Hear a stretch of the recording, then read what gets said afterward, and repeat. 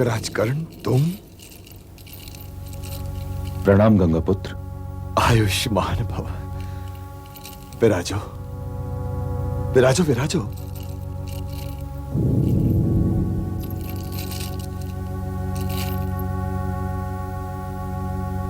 कहो अंगराज।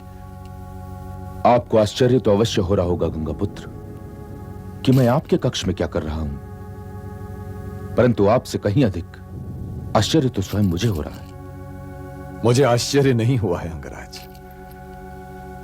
मैंने अपने जीवन में इतनी अनहोनी घटनाएं देख ली हैं कि मैंने आश्चर्य करना छोड़ दिया है। मैं ये सोच भी नहीं सकता था कि भरत वंशज एक कुमार द्यूत में कपट भी कर सकता है।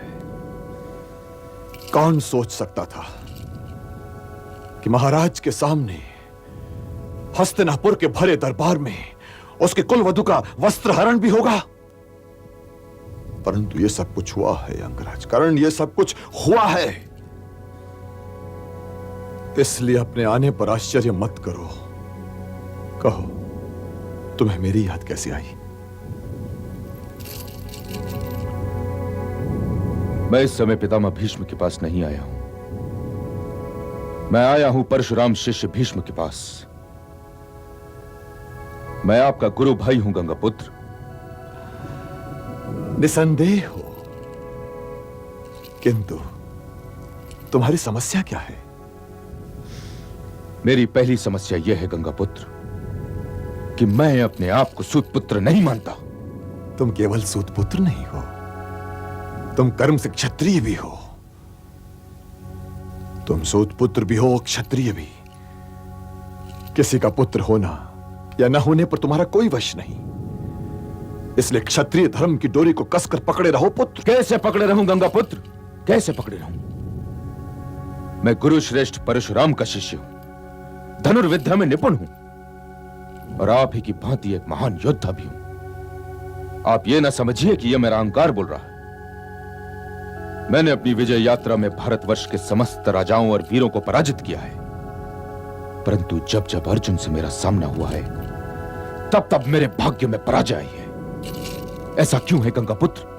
मुझे उत्तर दीजिए, ऐसा क्यों है? ऐसा इसलिए है कि तुम क्षत्रिय धर्म का पालन नहीं कर रहे पुत्र।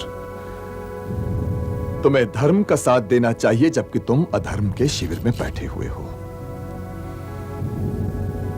दुर्योधन अधर्म का प्रतीक है कर्ण, अधर्म का प्रतीक। उसकी विषैली छाया से निकलकर भाग जाओ, अन्यथा जीवन भर पराजय का मुंह देखते रह जाओगे। क्या तुमने यह नहीं देखा कि भरद्वाज पुत्र द्रोण और यह गंगा पुत्र भीष्म भी उस विराट युद्ध में अकेले अर्जुन से हार गए थे? क्यों? क्योंकि हम सब अधर्म का साथ दे रहे थे, अधर्म का। तो क्या आप दुर्योधन को छोड़ सकते हैं?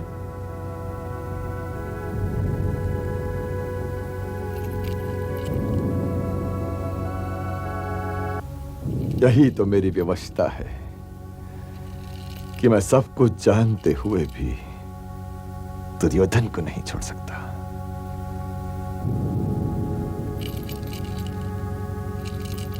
मुझे मेरे प्रश्न का उत्तर मिल गया गंगापुत्र।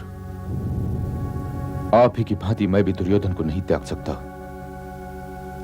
वो मुझे हर विजय से अधिक प्रिय है। प्रणाम।